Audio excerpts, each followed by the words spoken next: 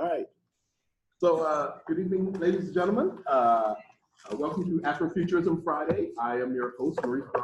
I'm a local science fiction and fantasy author, and I'll be your host for this evening. I think I begin by having our friend Rasul introduce you to the KI Institute and what the work that they do here. Oh, sure. So, hello, my name is Russell Farmer. Y'all know me, member of the KI Institute. And I'm also an intern of Ms. Maurice here. And the KI Institute is a non-profit organization and we try to build some empowerment through building relationships with new members of God and the community, and having them and assist them with themselves to build capacity and skills. We do that through four E's or tenets. We call it 4 E's. Economy, empowerment, education, and entrepreneurship. Economy, environment. And through that, and through those things, we want to do all of those tenets, one of those programs. We'll do the short version. Okay. I was going to say, oh, yeah. Okay, well, go ahead. I do have to. One of those programs is Afrofuturism, which is every second Friday, which is at 6 p.m. as you hear now, where we discuss, meet, and talk with Black authors of movies, books, etc., that make sci-fi through that Black experience. Nice. Been paying attention. I love this. Perfect. So what brings us here tonight is I figured tonight would be a good jump on point for everybody. And not everybody's familiar with the term Afrofuturism. So we have a panel of experts gathered here today. Just so you know, we are in the presence of literary greatness. Not you. Oh, there it is. If anyone, for those who've been at some of our previous Afrofuturism discussions, you probably heard me drop the names of Tanarive and Stephen Barnes.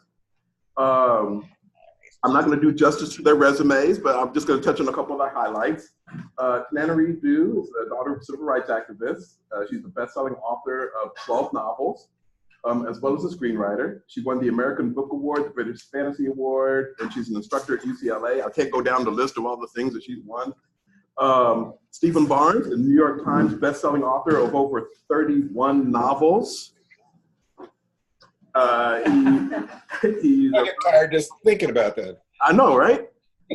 He's the writer of an Emmy Award-winning episode of The Outer Limits, as well as episodes of The Twilight Zone, Andromeda, Stargate, SG-1. And he's lectured at UCLA, Mensa, and the Smithsonian. Together, they won an NAACP Image Award for a book they wrote with Blair Underwood. So, ladies and gentlemen, I give you Tananarive and Stephen Barnes. I feel like we're in the group with you. Yeah, this is really, I really do enjoy the way technology is bringing people together in this way. I mean, it's wonderful to be able to sit here in our home, but at the same time be there with you guys. I mean that sincerely. Yeah. I mean, I'm old enough to remember the first video telephone booth at Disneyland back a long time ago, and people are like lined up around the block to see this amazing thing where you could actually see somebody's picture, and they were only 10 feet away from you. You know, this is great. It is. It's wonderful. I love it. Well, I have a list of thoroughly researched questions. Oh, good. I'm going to toss at you. The first one is, do you two wake up every morning and realize how awesome you are? I do. No, yeah. I mean, it is fun being with each other, for sure. So when you say awesome, I might not think about how awesome I am specifically, but yeah, how awesome we are, absolutely. I wake up every morning and ask myself a couple questions. I get in touch with the little boy inside me, who was the kid who wanted to be the writer, and I make sure that I'm on good terms with him. He kind of lives in the basement down near the base of my spine. But then the other thing I think about is, who can I help today? Who is there out there who I could conceivably do something for? And I'll do that before I get out of bed. That clarity that I want to live my life in contribution to other people is something that is constantly with me, and it's where I get my energy from. Really, that sense of that there's There's something to do today. There's someone to help today. There's something to communicate today. My version of that is Twitter, but I need to shift it more toward the meditation and less away from the social media.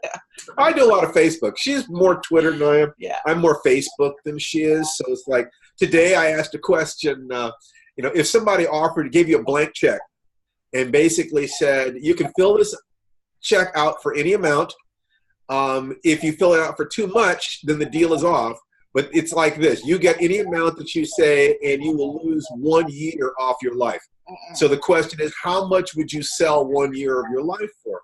And I asked the question on Facebook just to kind of see what people would say. It was fascinating. The average, I think that we came in, I think that about $5 million is the average, the people would sell 1 year off their life for.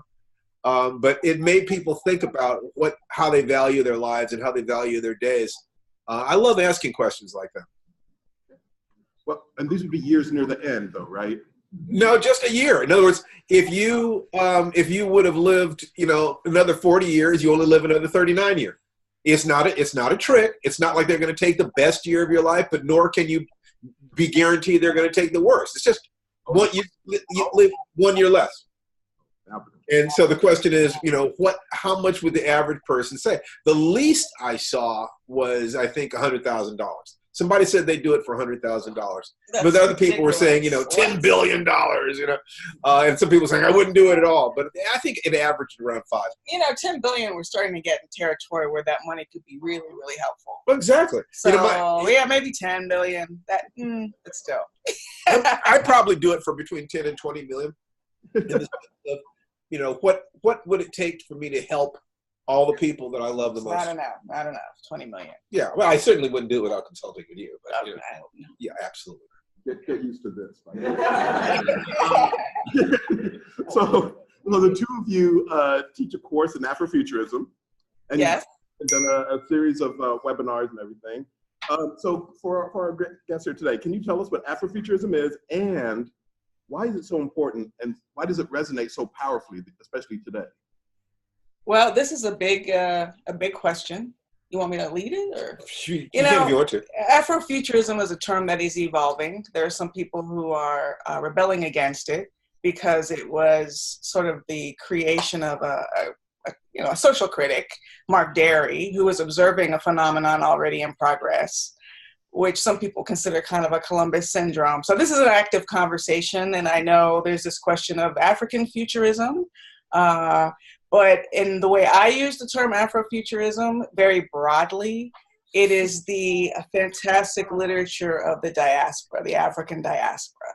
So it's a science fiction, fantasy, and horror, the world of the imaginary from the African diaspora. So in my mind, of course, that would include African futurism, but I understand that people like to name also the Black speculative arts movement, is another name out there. So I respect, whatever names people want to call it, but the reason it's important to me is that the realm of the imaginary is super, super helpful in helping us both visualize our problems and our solutions.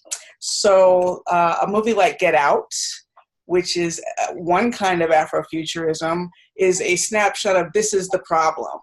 And then, you have sort of flights of fancy and the future and imagination in something like, say, a Black Panther. That's the biggest cinematic example, which helps you dream of both a mighty past and a mighty future. I'd say that every group of human beings on the planet creates mythologies. Mythologies are the things that connect you directly to the divine, directly to the creation of the universe. And in a very real sense, every group of human beings on the planet has these, and every one of them is saying God made us first and loves us best. That's what everybody's mythology is. The only group of human beings I know who don't have that are Black Americans. Africans have it. The creation myth that we mostly embrace was created by the people who took our names and cultures. It basically places them closer to the divine than we are. If you're a Christian, you're tapped into a creation myth that says that the Jews are the chosen people. It's like, you know, the Japanese are all related to the emperor, and the emperor is related directly to God, and you know that's the primary thing. So we don't have that. And if you look at the fact that it's a universal thing, it's ubiquitous, then you begin to suspect that it's important. It's not trivial. It's not frosting. It's meat and potatoes. It's part of the bones of what we need in order to answer the question, who are we? You know, who am I? What is true? Those are the two basic questions that any science asks, any philosophy asks, and that the arts ask as well. And I think that Black Americans have been discouraged from asking that question. It was discouraged by taking, like I said, the names, the culture, the religions, the language, the history, the mythology. All of those things were taken away, and what you're left with is it's like wiping the hard drive on a computer, and then you install Slave 1.0, and then at some later point you layer over that Freeman, 2.0, but it's based on an operating system that is not the same operating system that the immigrants who came here from Europe or Asia have, who understand their culture, know that. African immigrants have it, but Black Americans with European names do not. So I think that it's critical, because we're starting to ask the question, well, where are we in the universe? What are we? And I want to point out, it's not that we haven't created anything, which is a whole conversation going around with Michael B. Jordan, I guess, was quoted as saying that we don't have our mythologies. And I understand what he's trying to say. And a lot of people took offense, because look at all the different artists who've been creating these worlds for so long, not just the contemporary artists we know, but going back to the spirituals that served as both roadmaps and a form of Afrofuturism, dreaming of a better place outside of slavery. So, and the conjure mythologies and all these things that are a hodgepodge of beliefs brought from West Africa, but also evolving on these shores. There's just a lot of catching up to do. There's a lot of catching up to do relative to our brothers and sisters in the diaspora who do have that as a part of their heritage and DNA in a much more visible way. But we need so much more. The popularity of a film like Black Panther shows you how hungry we are for that. And just look at the explosion now of people doing graphic novels like Nnedi Okorafor and Roxane Gay, Evan Narcisse. There are just so many creative, and that's just on the comic side. Black Lightning and Luke Cage are on the air at the same time. That's like, what? you could shoot. And there are more to come. There's so much I read about every day that's churning through in books, in literature, and music. Janelle Monáe, I forgot to mention, music is also very much a part of Afrofuturism. And the music of Afrofuturism is usually that music which is kind of genre bending or genre redefining, in the way Janelle Monáe has taken sort of pop, R&B and made it her own voice in terms of her music and her message. Miles Davis with jazz fusion, Herbie Hancock with merging technology and music and innovating in that way. So Afrofuturism is about, is the African American version in particular of Afrofuturism is about pulling together every scrap and every remnant and every piece of imagination you can find, to just survive, but that now more and more to thrive. I want to look at like some of your works in particular. And Stephen, I'll start with you. With Lion's Blood and its sequel, Zulu Heart. Can you tell us a little bit about, what inspired that, and just sort of, what were some of the things you wanted to leave the reader with at the end of those stories? Well, what inspired it was watching a bad movie called White Man's Burden, where they try to do a reversal of racial roles with John Travolta and Harry Belafonte. It was pretty poor. It had not been thought through thoroughly. And then there was a television series called Sliders, where every week they would go to a different reality, and their story had reached out to my agents and asked if I'd be interested in doing one in which the relative positions of the races were reversed. And I remember being horrified that I could just see that if they did this badly, if they did a mediocre job with it, it would be far, far worse than not doing it at all. And I remember driving through rain and snow for hours to go from Vancouver, Washington to Vancouver, British Columbia for a meeting with them in person to beg them and say, if you're going to do this, let me really think this through. Let me use my skills as a science fiction writer to actually think the what if through. And I think they got scared at what I was suggesting the challenges were going to be. So that stayed in the back of my mind for years. And I started doing some research. I started asking myself the question, what could be accomplished if you wrote a story in which the relative positions of the racial groups were reversed? So in order to do that, it took me about 6 years of research, really, because I had to have a congruent theory about why Europe took Africa rather than the other way around. I had to have a really good idea of how things evolved the way that they did so that I could come up with a potential crux moment in which if things had zigged instead of zagged, you might conceivably get the kind of history that would enable me to tell the story that I wanted to. So I had to rewrite like 2,400 years of history in order to tell a relatively simple story set in an analog of about 1850. And what I wanted to do more than anything else, was to make a statement, make a formal statement of my position, which is basically feeling human beings are just human beings. People are just people. And that if it had gone the other way, that it would have damaged the white slaves as much, and that the black masters would have been just as cruel in their way. Even though I had to do a number of things differently, it had to be plausible. I knew that there would be readers who would be looking for any flaw in my logic to try to say this couldn't happen. I couldn't use magic or something like that, and nor could I set the change back so far that it was, a T-Rex zigged when he should have zagged, and then we got all this. It had to be based on historical incidents that were familiar enough that people would have touchstones. So, I knew the question of whether or not I was pulling it off was very, very important to me. And I had an early reader, a white lady, who was reading an early draft of the book, and she told me that she was walking down the street in Portland and she saw this black guy walking toward her, and she wanted to run up to him and grab him and say, "Let my people go!" And I said, "Oh, okay." I think I did it. If you ever want to amuse yourselves, check out two things on YouTube. One is Negative Amusement, which is the trailer for White Man's Burden, just so you can understand the scope of how bad it is. Look up the trailer for a movie called White Man's Burden starring John Travolta. But on the positive side, there's an artist who actually created music in that world for Steve. She was so inspired. Well, there was an Irish bard, a lady named Heather Alexander, who I had known for years, and I asked her to create some Irish slave songs for me, things that the Irish slaves might be singing in the fields. And so she did. She created an entire album of them called Inshallah.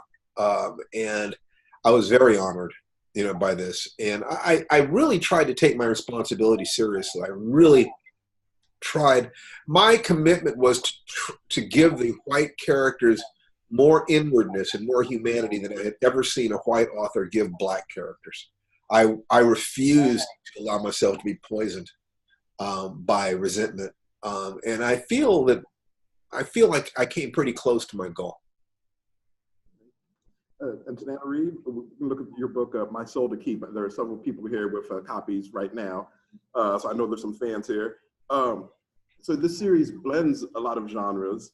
So similar question, how did you approach the story in terms of weaving and examining, present day concerns into your story? Part of the real inspiration for My Soul to Keep might sound kind of trite. I was single when I wrote this book, dating in Miami as a reporter for the Miami Herald, so that's where that came from. And I was choosing the wrong people. And I was lying to myself about red flags that had been right in front of me from the very beginning. So I was feeling like people were disappointing me. and that they were misrepresenting themselves, and that you couldn't really know anybody. So it was a combination of that feeling of you can be in relationship or proximity to someone and not really know who they are, and also the degree to which we hide what we know from ourselves. So that's kind of the real talk version of where that came from. But beyond that, it was, I had written a poem in high school called The Eternal Man. And it was during the Cold War, so I'm dating myself a bit, back in the days when everybody hated the Soviet Union and was afraid of nuclear annihilation. It was all about his loneliness as the only surviving person of his time. And it ends, and the last stanza of the poem was, I need not worry, for this planet, you see, my tired feet need no place to stand. I'll float, or I'll wander, or I'll drift out in space, for I'm the eternal man. And I think that stayed with me. And also a couple years later, maybe 3 years later, I wrote a short story called The Anniversary. And that was Jessica trying to be born, where it was all from a woman's point of view. She'd had the perfect husband for 10 years of marriage, but he told her on day one he was only going to give her 10 years and then he would leave and he wouldn't be able to give her an explanation. And she never took it seriously, but sure enough, he's packing his suitcase.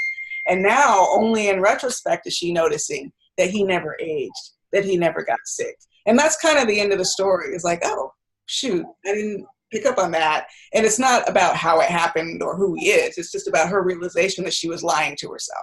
So those two ideas and my unhappiness in my dating life, so those three factors combined. And also, I love, like Steve, sprinkling history in my work. There's so much people don't know.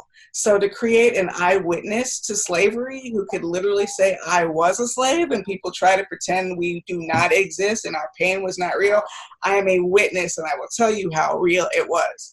So that was important. Highlighting the fact that Africans existed before slavery was important. All those little, sprinklings of history in there were a lot of the motivation to write it too. Well, who's some of the Afrofuturists that inspired you? Who were some of the authors that you enjoyed? Afrofuturists? Yeah. Shoot. Oh, Octavia. Yeah. Now I read a course with them, but when I was coming up as a writer, there was, Virginia Hamilton, I guess, was one in childhood, but I didn't even know about Octavia Butler until I was midway through writing My Soul to Keep. And I've often wondered, how much more quickly would I have come to my actual vision of who I am as a writer if I had discovered someone like Octavia or Steve, was publishing long before I was, but I had no idea. I was in a complete vacuum. But yeah, now Octavia Butler, Nnedi Okorafor, N.K. Jemisin, oh my God, Children of Blood and Bone, Tony Adeyemi, oh my gosh, just, so many great writers coming up. And of course, this guy here. Yeah, when I was coming up, it would have been just Chip Delaney and Octavia. Chip was much more intellectual than the kind of writing that I generally enjoyed. Octavia was in the groove for that, and I really enjoyed her work quite a bit and respected her, and we were friends. We lived walking distance from each other at one period. We used to get together fairly frequently. But I wasn't, although I would speak with Octavia about her work and how she approached it and how she saw the world and so forth and so on, the writers that I modeled were not people of color. They're mostly white writers who were writing the kinds of things that I wanted to write, because I was mostly interested in writing adventure stories of one kind or another. So it was, it would have been just the typical science fiction writers that were writing, the typical adventure writers or mystery writers and so forth. There weren't a lot of folks of color writing the kinds of stuff that I wanted to do. Well, I wanted to open it up a little bit because I know some people are kind of anxious to ask a couple questions, so I'm going to open it up for if anyone had any questions. Go ahead. This is from Mr. Barnes. Hi. I was curious. One of my favorite books is Guns, Germs, and Steel by Jared Diamond. And I was also wondering, when you were talking about Lion's Blood, I saw a lot of parallels between those two texts. I was wondering if you read that book prior to or during the writing of that text. No, prior to. Guns, Germs, and Steel was a major turning point, and I think it's a fantastic book. And I think that it was the first congruent collection of thoughts concerning the differences between different cultures that I had read that passed muster for me as a science fiction writer. That I could look at this and I could say, oh, I can see how this would work. That if you have a population of this size and you're connected by these trade routes and you have these resources, you get this result. And let me change that. If you don't hit that population density, or if you're off the trade route, I would expect to see X. So you start with inductive logic. We see all these different things, and then we deduce a possible answer. And then once we do that, then you can start operating deductively. If this is true, then I should see these results. And I could see it both inductively and deductively. And so that was the first thing I'd ever seen that did that. And so Lion's Blood very much came from that, in trying to understand how I needed to not just speed Africa up, sub-Saharan Africa up. I needed to slow Europe down, because the question was a differential of social development in certain ways, technological development in certain ways, such that one group could harvest the children of the other group. So if I just sped the African culture up, then what you have is war. I didn't want war. I wanted a harvesting. A beatdown. A beatdown, absolutely. So I had to say, well, what do? I can do this, I can do this. I need to connect this. I'm going to need to have transportation this way. I need to do this. So it really did inform a lot of my decisions. And I hope that one of these days I'll get to shake his hand, because I think he has an extraordinary mind. Great question too. Well, no question, but I'll jump in if I can. Go ahead, Alex. Hi. I was wondering, could you tell us a little bit about your creative process and how it has evolved and come over time? You talk about your creative process. Our creative process. My creative process has shifted according to my life circumstances, which is true probably of most writers.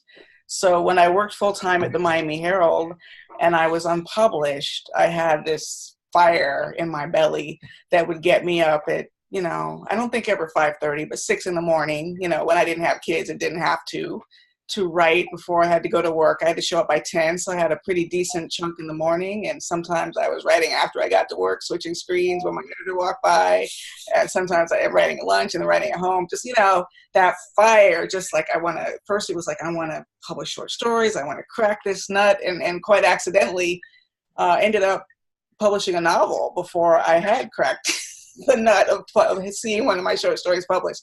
So that was me as a young, hungry writer.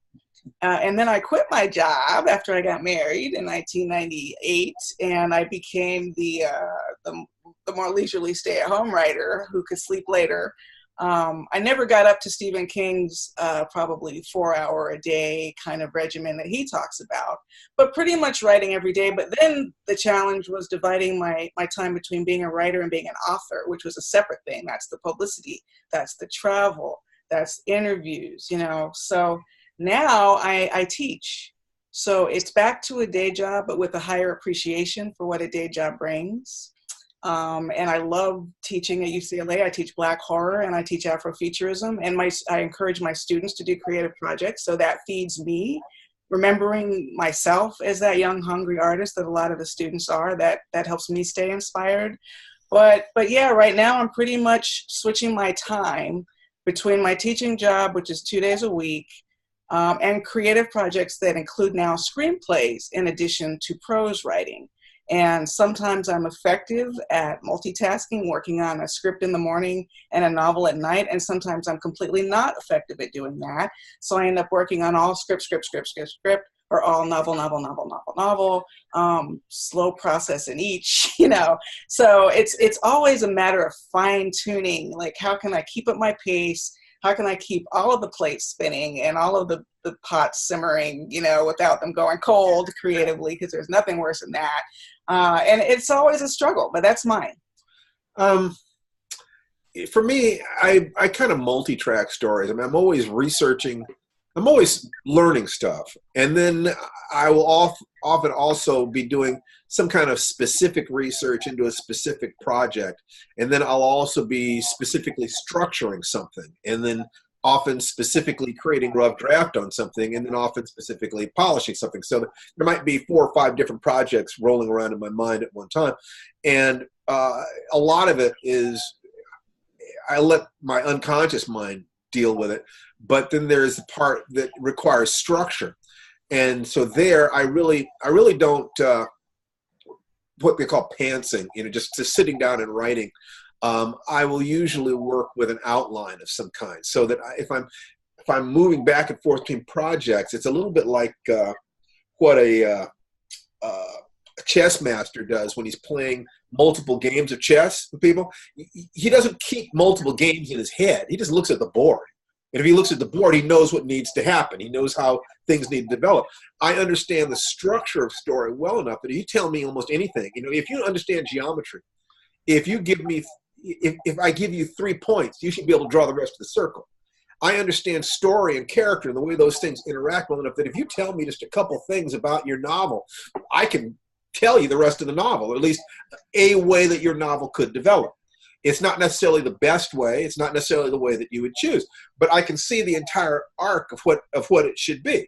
You know, there's a character, and, you know, it's like, well, what does your character want? You know, what's their worst nightmare?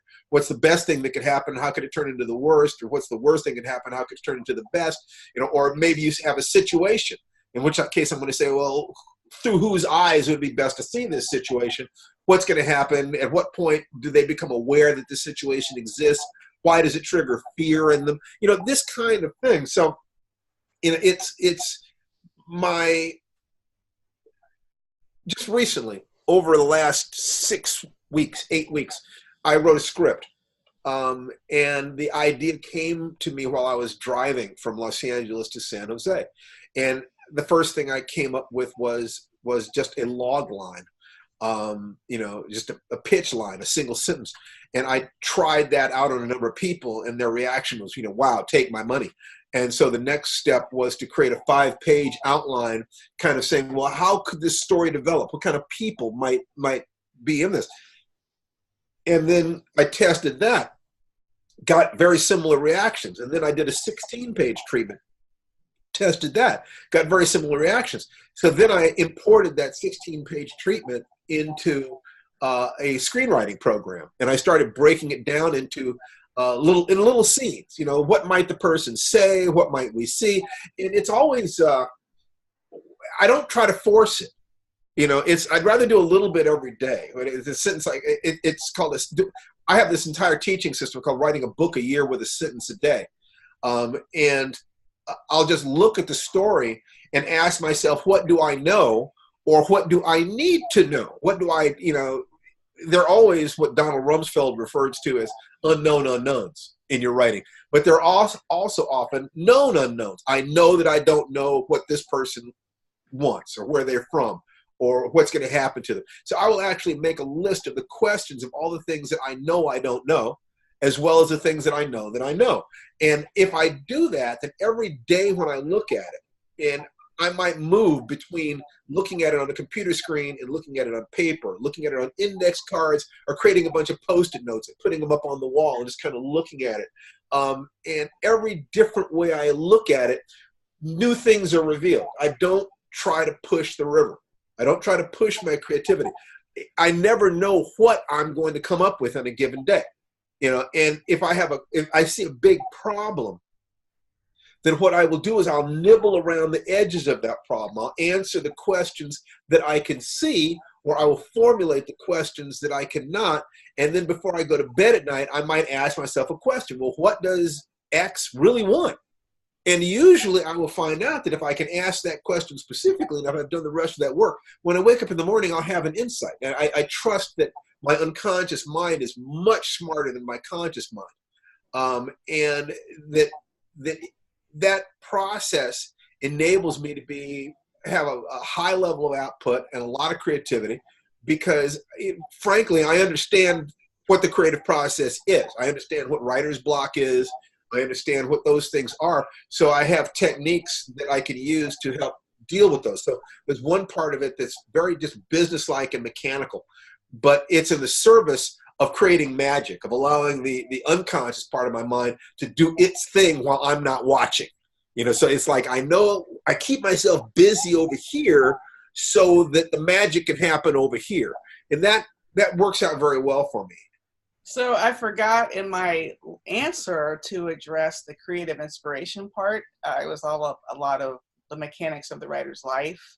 And much like with My Soul to Keep, stories often come to me out of a sense of wanting to uncover a kind of history or give context to a kind of history. If there are children involved, all the better. So my novel in progress is actually about a reformatory called the Dozier School. That's a part of my family history, where my great uncle died in 1937. And as soon as I heard that, I was like, this is something I want to fix. And the way to fix this in my mind is to write a novel where, spoiler, the whole thing is just about how does he get to the point where he on the inside and his sister working to free him on the outside realized that in Jim Crow Florida in 1950, the only answer is to run away. That sometimes working within the system is not the answer, actually. Or coming out of this past election, the short story I was kind of worrying around for a long time. It was very hard for me to find direct inspiration out of the last presidential election, but I did manage to eke out on deadline a story about an older woman who has a child who's only about 10 or 11 because of, genetic, manipulation in artificial wombs and whatnot. It's futuristic. And she's at a point where she has to decide between freedom or security, and trusting your instincts in bad times to make the right decisions about what to do with your family, except with a futuristic setting. So I guess if there's one thing that characterizes a lot of my work, it's taking kind of mundane folks, ordinary characters who, very frequently have strength and power they don't know they have, which is what I'm hoping to find in myself for when the zombies come, or whatever the zombies will be, because they're coming, something. And also how we have to fight not to become that monster ourselves. That's also a theme that comes up in my work, is that line between self-preservation or whatever and selfishness and actual monstrosity. Are you thinking of sort of like, if you gaze too long into the abyss gazes also into you? Well, right. That idea? I mean, this whole idea of power and hierarchy that Octavia wrote about in pretty much all of her work, if a child has a great power, a child can abuse that power, right? Or a mother. I have a short story people like called Summer. People call it my demon baby story. Some of you might have read it, about a toddler who's possessed, but the behavior is actually better than before the possession. So the mother has a tough decision on her hands. Do I cast out this demon, or do I embrace this? Hey, who are you? Aren't you adorable? Because that's real, though. Who are you? That's real. People are good. We just watched The Babadook again.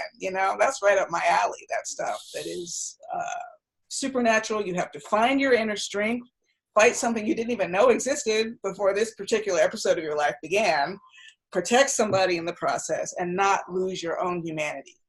Well, that actually leads to my next question.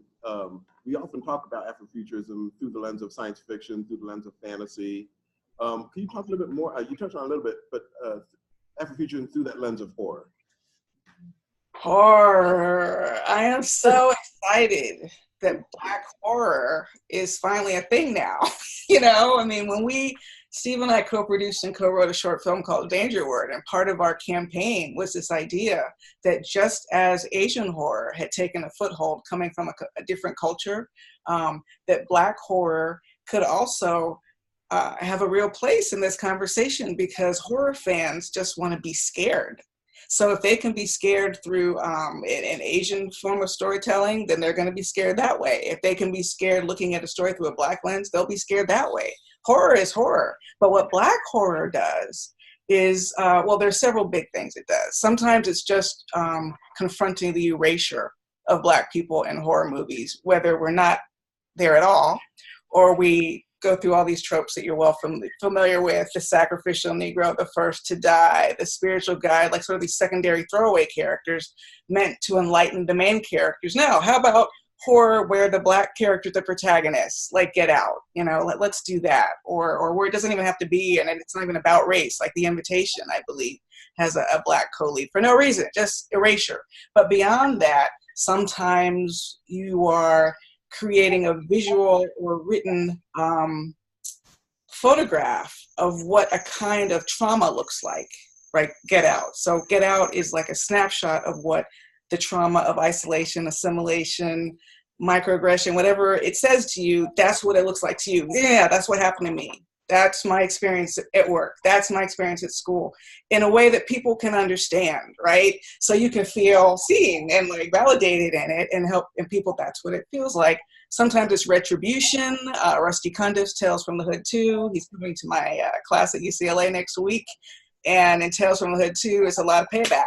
I want to play the James Brown, the big payback that everyone's afraid of, sometimes happens in Black horror, but it's magic. It's just affirming our space in the magical, and giving us a means by which to express trauma that I think for people like my mom helped her expel it. She'd had tear gas thrown in her face in the civil rights movement as a 20-year-old student. And she wore a lot of trauma, not just the sunglasses she always wore, even indoors, the whole time I knew her, but trauma, just anger stuffed down. She loved horror.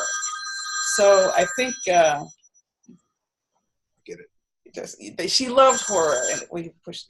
So I think part of the reason she loved it is because it helped her express her trauma in a safe way. She didn't believe in curses and demons and zombies, but it helped her suck out some of that pus, that was in her system after her civil rights experiences, and watching it all unravel before her eyes, basically, because she saw this coming long before a lot of us did. Someone else have a question they want to jump in with? Well, mine is, hi, Tananarive, my name is Vicki Diggs, and I was your driver when you wrote Black Rose. Yes. Oh, you said you were what? I was your driver. Really? Let me see. I can't see her face. Can you tilt the camera a little bit? And oh, wow. Okay. So what city were you in? Indianapolis. Indianapolis. Okay. That's where my dad's from, near there. Judge. Is he a judge? Your dad's a judge? Is your dad a judge? He is an attorney, not a judge. So he keeps his bar papers current. So he is an attorney. So when you switch genres, like when you were in Florida and you did like relationships, and then you went to Madam, and then the sci-fi, how do you switch that? How do you do that? All of that stuff is in me. I'm silly. I love laughing at stupid jokes and comedies, but I also love hardcore horror. So yeah, it's kind of, for me, switching between genres is not difficult. I think the difficult part is getting people to follow you into the next genre, right? So I feel kind of sorry for readers who discovered me through The Black Rose, because if they were expecting The Black Rose, The Living Blood must have been quite a surprise. Right? So, and likewise, people who were waiting for the sequel to My Soul to Keep were like, well, what's this Black Rose? So yeah, there's all of that in me. I wanted to be a stand-up comedian. I wanted to be a musician. There's a lot I want to express artistically, and the struggle is just helping people follow everything you want to do. Well, those dreams are not dead. We do still laugh at you, but just mostly behind your back. He laughs at me every day, so there's that. I've got an. I mean, with you. With You're laughing, me. laughing with you. Yes. Me, with you. yes.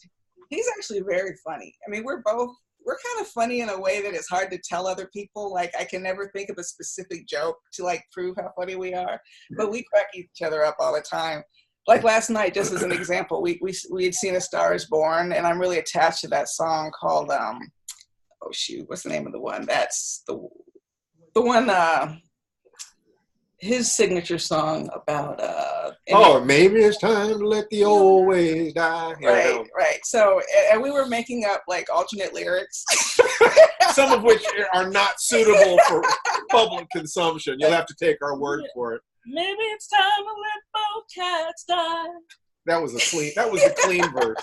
But anyway, so we have a lot of fun, and all of it balances out. You know, the laughing is so I can walk into the trauma and etc. Well, you gave me the best relationship advice. I gave you the best relationship advice? What did I tell you? You told me to be true to myself first. Yeah.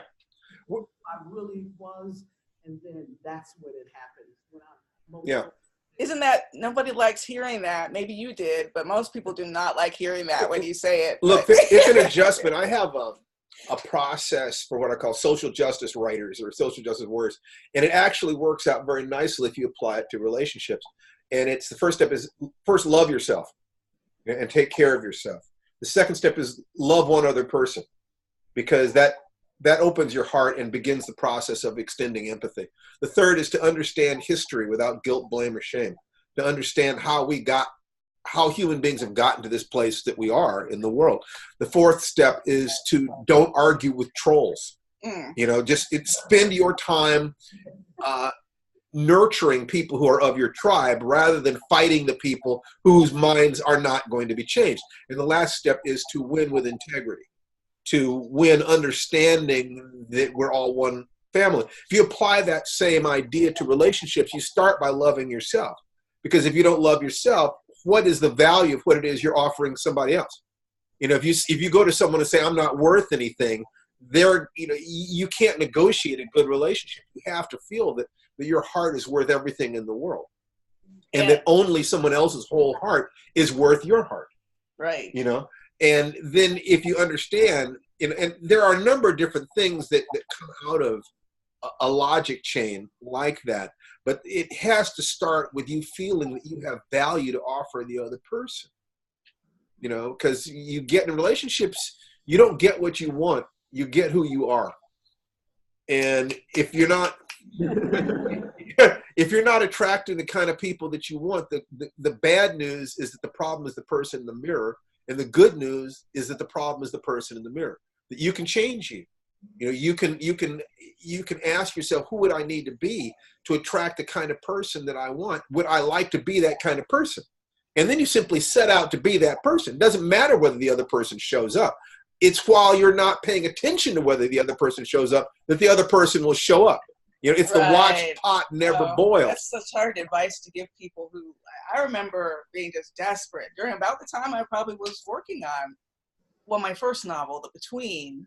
I sought out a psychic. There was a reporter I knew who had talked to a psychic on the phone accidentally. She was just trying to interview hurricane survivors, but the woman on the phone kept telling her things about herself, including using the right pronoun because she was a lesbian, she, to talk about her soulmate. She's like, oh, shoot, there's a psychic.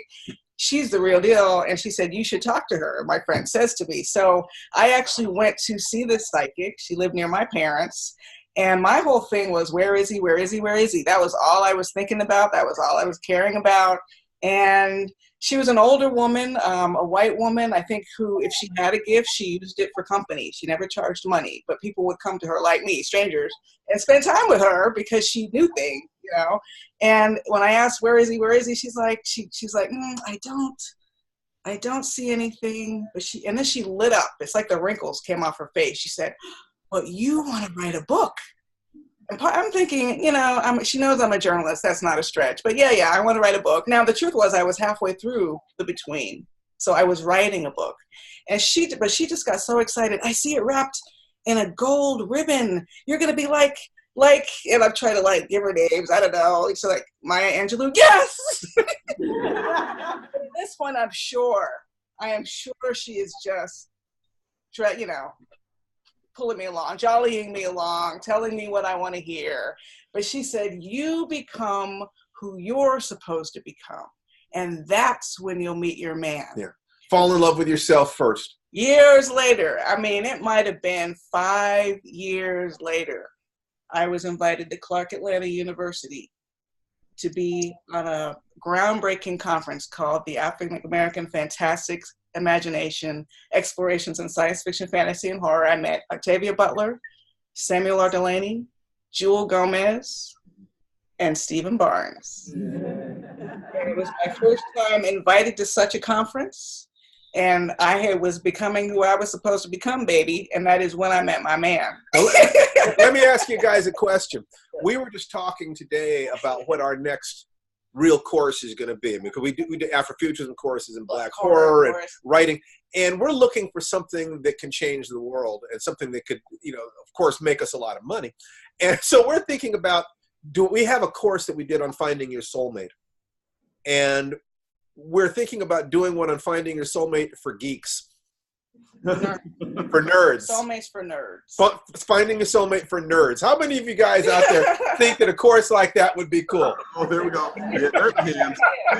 Because we can talk about the real life process we went through and also really relate to that experience of feeling like the outsider. I also think that there are some core changes that are happening in male-female relationships for the first time in human history. There are some things that are happening that are changing the dynamics drastically. I mean, birth control, industrialization, having reached peak population on the planet, and guns, quite frankly, have removed some of the things that made sexual dimorphism so important for the human species. And that as those differences are changed, we've got the first generation that really is sitting up and saying, what if we want to do things differently? You know, what then? And I think that it's an opportunity for the human race. I think that you have, you know, women on one end who are very angry about the way things have been and are, and you have some lost and lonely guys, the incel movement on the other side, these guys who literally don't understand how relationships work, how the dynamics work. They don't get it. It's like rats running in a maze where there's no cheese anymore. The old rules don't work for them. And some of these people are quite angry. And of course that can create violence. So I feel that there's a lot of real good that can be done there. And so we're going to be looking at that in 2019. Yeah, hopefully. Right. Good. But I did definitely want to be respectful to you guys' time. So I didn't know if we want to end up with what should we be looking for from you next? Let me think. I have a short story coming out in The People's Future of the United States, a new short story, which is an anthology edited by Victor Laval and John Joseph Adams. So I'm excited about that. I'm working on this novel. I just want to try to knock it out by the end of the year. So that would be nice. Steve I won't get into his script. And we wrote a great horror short that we're now trying to, I say great because our agents liked it. I'm not being immodest, but I think it might actually work. So we're trying to expand that out to a feature. And teaching, you know, and loving that and taking a lot of meetings. That's one thing I will say. I do not feel anxious or antsy or envious even anymore of anybody doing anything, whether it's a movie deal, a TV deal, a graphic novel, because I really feel like the phone is ringing and people are looking for us. So when the right thing comes at the right time, we'll be out there doing our thing too. It's a beautiful time to be a creative. I've got a novel that I did with my two mentors, Larry Niven and Jerry Pornell. It's the last book that Jerry wrote before he passed away last year. And that'll be coming out. It's called Starborn, or Starborn and Godsons. It'll be out sometime next year, probably from Baen Books. I'm working on a novel about a time-traveling serial killer called Traveler. I've got a number of short stories, and I just finished this script. The title for it is Mississippi Shuffle. And Should I tell him? Just the log line. I'll give him the log line. Okay. Don't tweet it. Okay. Don't tweet this. Okay. Wait, Everybody agree not to tweet? Private. It's okay. I don't care. Nobody could write this with me. Okay. But us. Okay. It's Ocean's 11 in 1870. As a group of daring ex-slaves take old Massa for every dime he's got.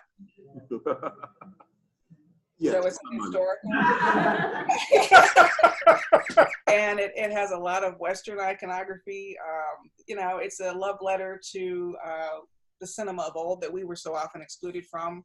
And it's people say, well, we're so tired of slave stories. Okay, well, here's an anti-slave story. Yeah, it takes place during Reconstruction. Right. So I just want to thank you guys so much for sharing your time, sharing your wisdom with us, and just being the inspirations you guys have been. I know for me personally as a writer, but I know to many of the readers in this room. So thank you so much for just being who you are. Thank you for having us. You're very welcome. All right, we'll talk soon. We'll talk. Okay. Thanks a lot. Bye-bye, guys. Thanks for inviting us.